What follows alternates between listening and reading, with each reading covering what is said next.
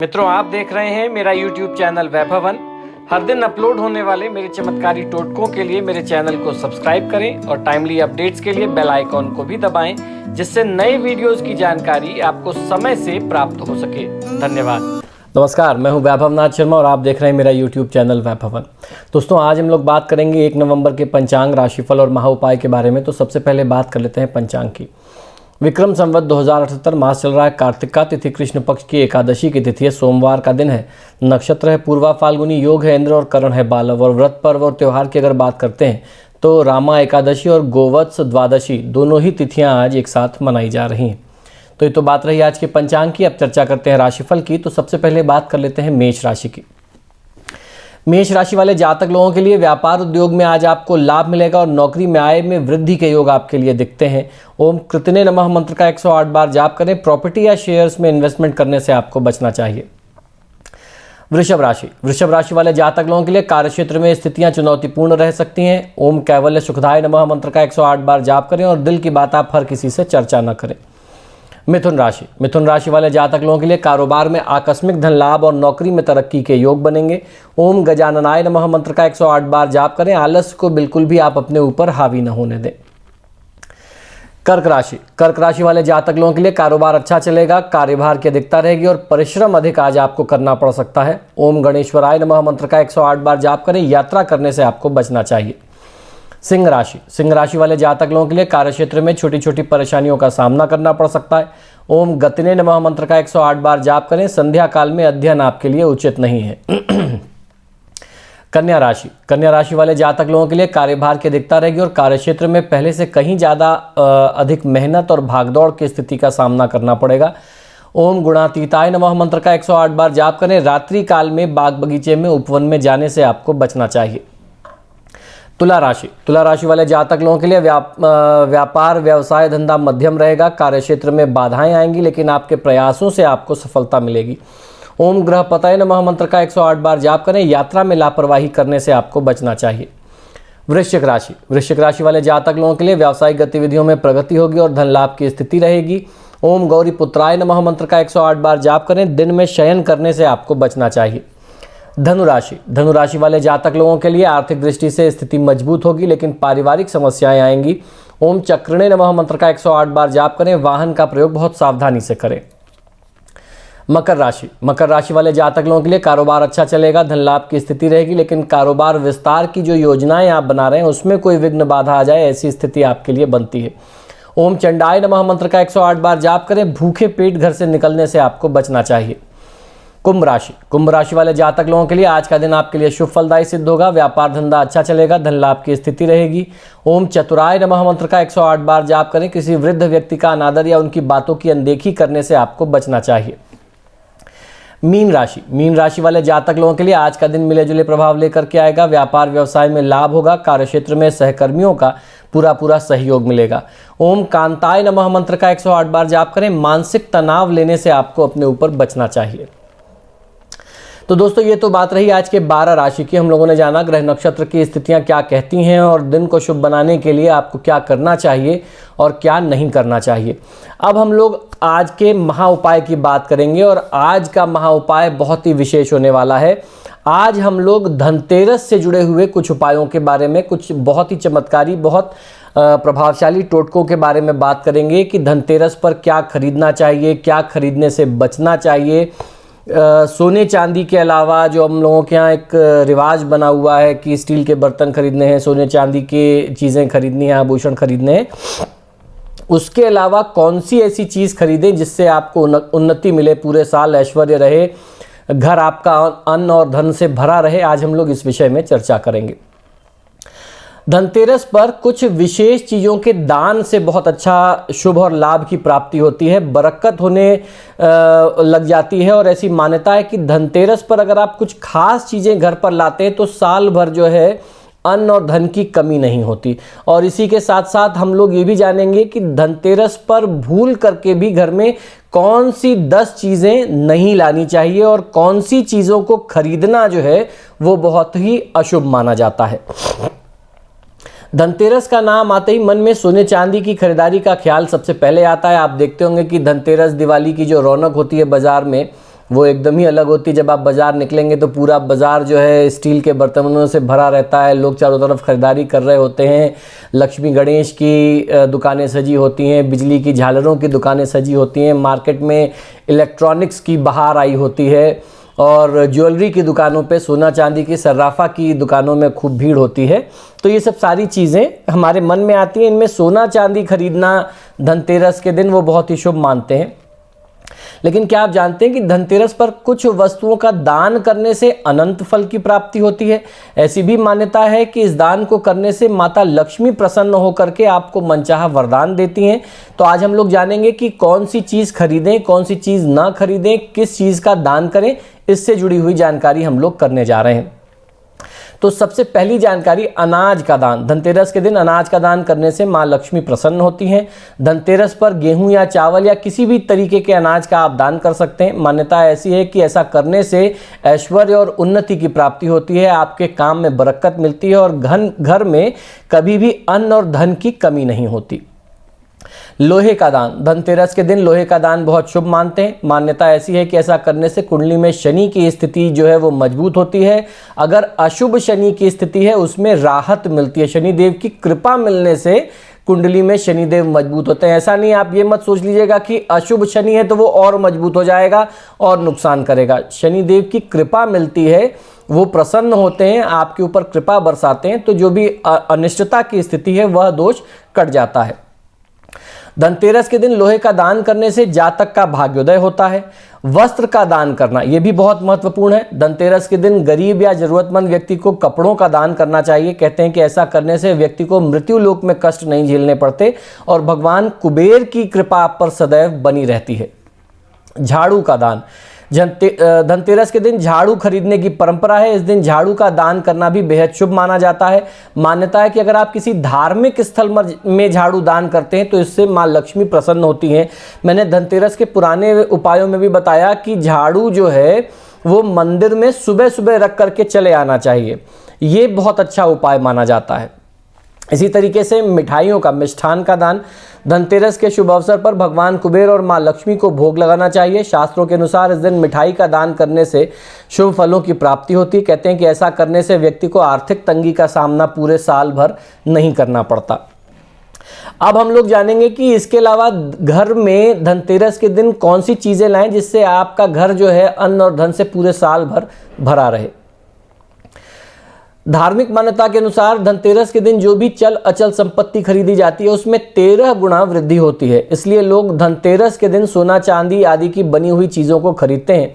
लेकिन आप कुछ ऐसी चीज़ों की खरीदारी भी धनतेरस के दिन कर सकते हैं जिन्हें खरीदने से माँ लक्ष्मी की कृपा से आपका घर जो है वो धन धान्य से परिपूर्ण रहता है और रुपए पैसे की कोई कमी नहीं आती। तो ऐसे में पहली चीज़ है गोमती चक्र। धन वृद्धि, व्यापार वृद्धि आदि के लिए किए जाने वाले उपायों और टोटकों में गोमती चक्र का प्रयोग बहुत महत्वपूर्ण होता है।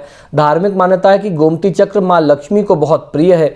धनतेरस के दिन आप अपने घर में गोमती चक्र खरीद करके ला सकते हैं और शाम को माँ लक्ष्मी की पूजा करते समय इन गोमती चक्र को भी आप माँ लक्ष्मी के साथ स्थान दें, उनकी भी पूजा कर लें या माँ लक्ष्मी के चरणों में आप इन्हें समर्पित करके आप अपनी लक्ष्मी जी की पूजा आप पूरी करिए और उसी के साथ साथ इनकी भी पूजा हो जाएगी।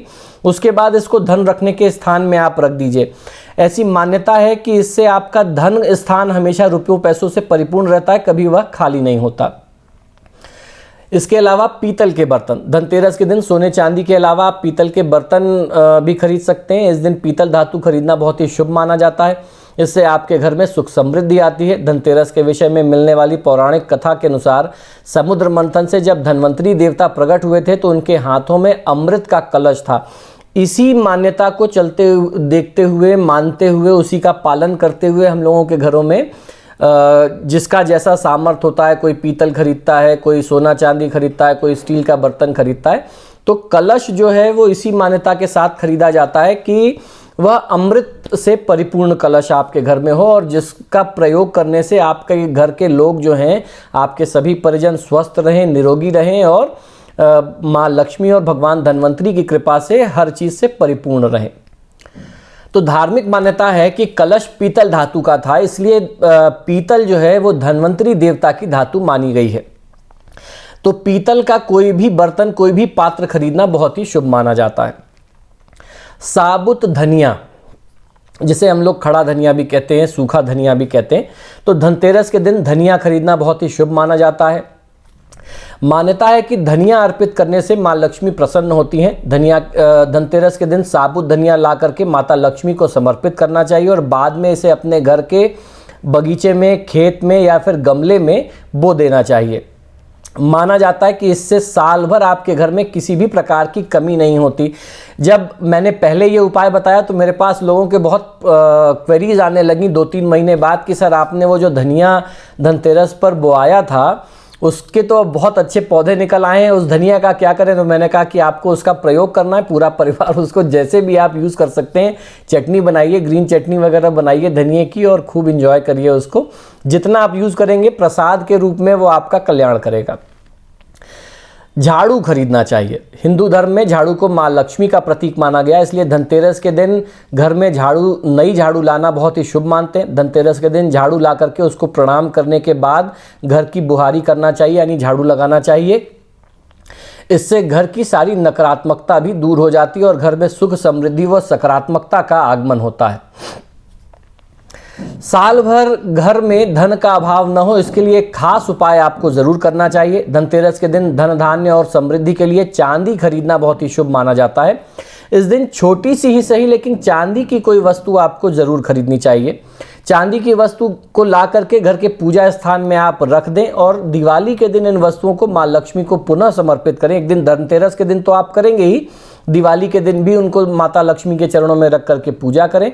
दिवाली के अगले दिन इसको चावल की ढेर में डाल करके अपने घर के धन रखने के स्थान पर आप रख दें। इससे आपके घर में धन में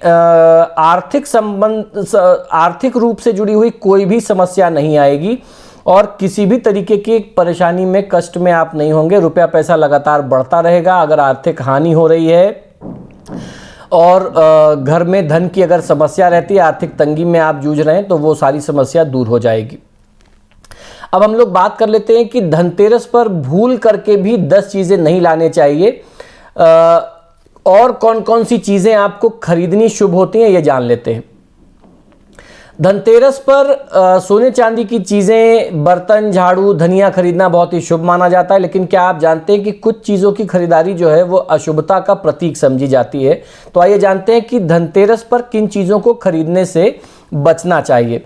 देखिए, स्टील का बर्तन जो है शास्त्रों में तो उसका प्रमाण मिलता नहीं है। जैसे मैंने बताया पीतल के बर्तन का प्रमाण मिलता है, लेकिन अब क्योंकि जनता के लिए अफोर्डेबल वही है, लोग उसी को खरीद पाते हैं, उसी का प्रयोग सबसे ज़्यादा हमारे आपके घरों में, किचन में होता है, तो वो एक प्रचलन में बन गया। लेकिन पुराने समय में तो स्टील था नहीं, तो शास्त्रों में इसकी मान्यता, इसकी आज्ञा नहीं है।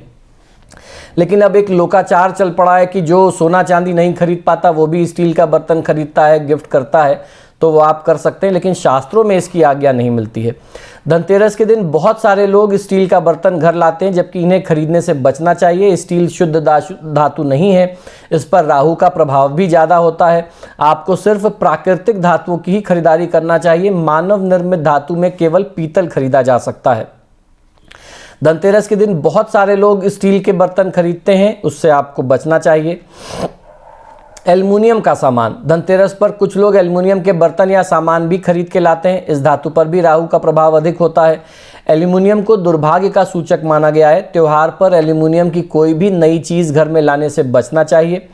खासतौर पर लोहे की चीज़ें खरीदने से बचना होगा, उससे बहुत ज़्यादा अनिष्ट हो सकता है। ज्योतिष शास्त्र के अनुसार लोहे को शनिदेव का कारक माना जाता है, इसलिए लोहे से बनी हुई चीज़ों को धनतेरस पर भूल करके भी आपको गलती से नहीं खरीदना चाहिए। ऐसा करने से त्योहार पर धन कुबेर की कृपा आपको नहीं मिलेगी। शनिदेव का जो नकारात्मक प्रभाव है वो ज़्यादा बढ़ सकता है। बल्कि शनि को प्रसन्न करने के लिए मैंने बताया कि आप लोहे का दान करें, खरीद के घर मत लाइए। नुकीली या धारदार चीज़ें, धनतेरस के दिन धारदार वस्तुएं खरीदने से बचना चाहिए। इस दिन चाकू, कैंची, सुई या कोई भी धारदार सामान खरीदने से परहेज करना चाहिए। धनतेरस पर इन चीज़ों को खरीदना बहुत ही शुभ नहीं माना जाता। इसके अलावा प्लास्टिक का सामान, कुछ लोग प्लास्टिक से बनी हुई चीज़ें भी घर लाते हैं। आपको बता दें कि प्लास्टिक बरकत नहीं देता, इसलिए धनतेरस पर प्लास्टिक से बनी हुई किसी भी चीज़ को खरीदने से बचना चाहिए। चीनी मिट्टी के बर्तन धनतेरस पर सेरेमिक या चीनी मिट्टी से बने हुए बर्तन या गुलदस्ते आदि खरीदने से बचना चाहिए। इन चीज़ों में स्थायित्व नहीं होता है, जिससे घर में बरकत की कमी रहती है, इसलिए सेरेमिक से बनी हुई चीज़ों को बिल्कुल भी खरीदने से बचना चाहिए। कांच के बर्तन, धनतेरस पर कुछ लोग कांच के बर्तन या कांच से बनी हुई दूसरी चीज़ें भी खरीदते हैं। कांच का संबंध भी राहु से माना जाता है, इसलिए धनतेरस के दिन इसे खरीदने से बचना चाहिए। इस दिन कांच की चीज़ों का इस्तेमाल भी कम से कम करना चाहिए। धनतेरस के दिन काले रंग की चीज़ों को भी घर लाने से बचना चाहिए। धनतेरस एक बहुत ही शुभ तिथि होती है, जबकि काला रंग हमेशा से दुर्भाग्य का प्रतीक माना गया है, इसलिए धनतेरस पर काले रंग की चीज़ों को खरीदने से बचना चाहिए। खाली बर्तन आपको घर नहीं लाना चाहिए। आप किसी भी तरीके का कोई बर्तन खरीदते हैं तो ये ध्यान रखिए कि हम लोग ये मान के चलते हैं कि धन्वंतरी भगवान जो पात्र लेकर के निकले थे वो अमृत से भरा हुआ कलश था, आप वही लेकर के आ रहे हैं। तो जो भी बर्तन आप खरीदें वो खाली लेके ना आए। उसमें पूजा के लिए कुछ मिठाइयाँ, खील, बताशे वगैरह जो हम लोग खरीदते हैं, या चीनी के जो खिलौने मिलते हैं जो धनतेरस और दिवाली की रात में चढ़ाया जाता है माता को, तो आप वो लेकर के घर आ सकते हैं। धनतेरस के दिन यदि आप कोई बर्तन या इस्तेमाल करने का सामान खरीदने की योजना बना रहे हैं तो ध्यान रखें कि उसे आप खाली घर में लेकर के ना आएँ। घर में बर्तन लाने से पहले इसे पानी, चावल या किसी भी दूसरी सामग्री से, मिष्ठान वगैरह से भर करके ही आपको घर के अंदर प्रवेश करना चाहिए। मिलावटी चीज़ें, धनतेरस के दिन यदि आप तेल या घी जैसी चीज़ें खरीदने जा रहे हैं तो थोड़ा सतर्क रहिए, ऐसी चीज़ों में मिलावट भी हो सकती है। इस दिन अशुद्ध चीज़ें खरीदने से बचना चाहिए। धनतेरस पर अशुद्ध तेल या घी के दीपक जलाने से भी बचना चाहिए। तो अशुद्ध तेल और घी का दीपक आप बिल्कुल न जलाएं, इस बात का ध्यान रखें। तो अच्छी चीज़ें, ब्रांडेड चीज़ें ही लें। तो दोस्तों, आशा करता हूँ कि शास्त्र से जुड़ी हुई बातें, ज्ञान की बातें जो आपको हमारे YouTube चैनल से प्राप्त होती हैं वो निश्चित ही पसंद आती होंगी। आप सभी से बार बार आग्रह है कि जब भी आप मेरे वीडियोस देखते हैं तो इनको लाइक और शेयर ज़रूर करें। और आपने अगर अभी तक मेरे चैनल को सब्सक्राइब नहीं किया तो प्लीज़ इसे सब्सक्राइब करिए। इसी शुभकामना के साथ कि आपका दिन शुभ हो, मुझे आज्ञा दीजिए और देखते रहिए मेरा YouTube चैनल वैभवन। जय महाकाल। सब्सक्राइब करें मेरे YouTube चैनल को, साथ में बेल आइकॉन भी दबाएं, जिससे मेरे चैनल पर हर दिन अपलोड होने वाले मेरे चमत्कारी उपायों के वीडियोस की जानकारी आपको सबसे पहले मिल जाए। धन्यवाद। मित्रों, यदि आप अपनी किसी भी व्यक्तिगत समस्या के लिए मुझसे परामर्श और समाधान चाहते हैं, यानी आप अपनी किसी भी पर्सनल प्रॉब्लम के लिए मुझसे कंसल्टेशन और रेमेडीज चाहते हैं, तो उसके दो तरीके हैं। टेलीफोनिक कंसल्टेशन, फ़ोन पे बात करना, और दूसरा फेस टू फेस यानी पर्सनल मीटिंग करना।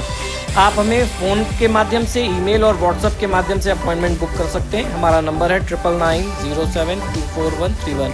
आपको 2 नंबर दे रहा हूँ, इन दोनों नंबर पे व्हाट्सएप अवेलेबल है, आप व्हाट्सएप करें।